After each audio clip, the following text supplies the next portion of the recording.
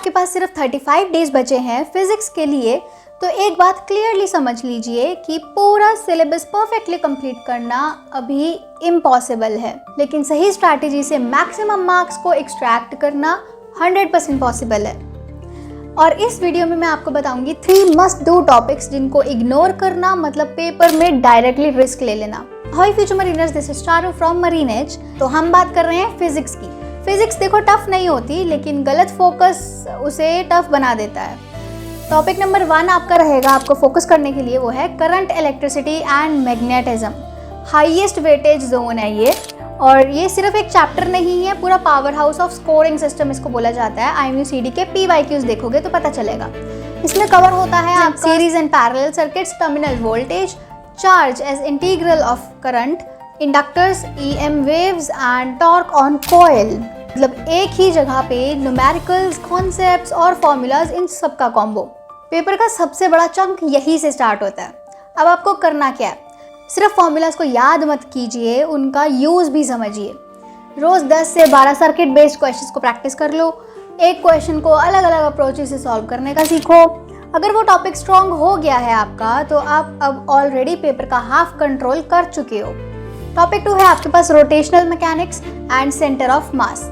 ये वो टॉपिक है जिससे लोग या तो पोस्टपोन कर देते हैं या अवॉइड, और वहीं आपकी सबसे बड़ी मिस्टेक होती है। इसमें से आता है centre of mass, torque, angular momentum and conservation laws.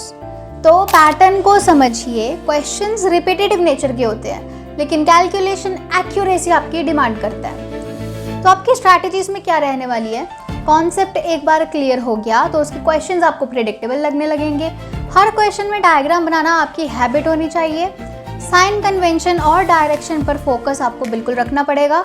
ये टॉपिक आपको एज देता है, क्योंकि ज़्यादा लोग यहीं पर लूज कर जाते हैं। टॉपिक नंबर 3 है आपके पास electrostatics and capacitance.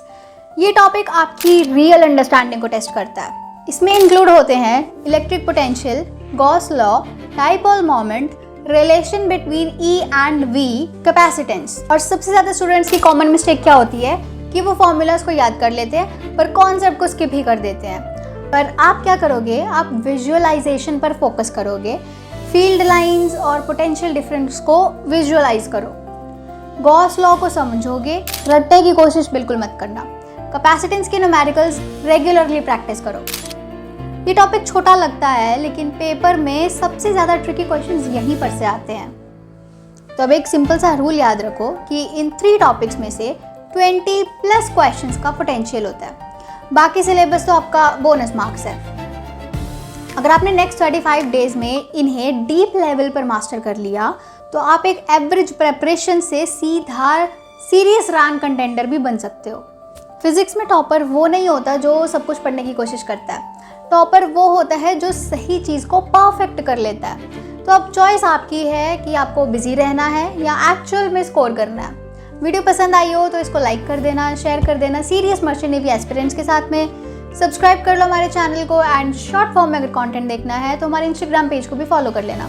That's all for today's video. मिलते हैं हम आपको नेक्स्ट वीडियो में।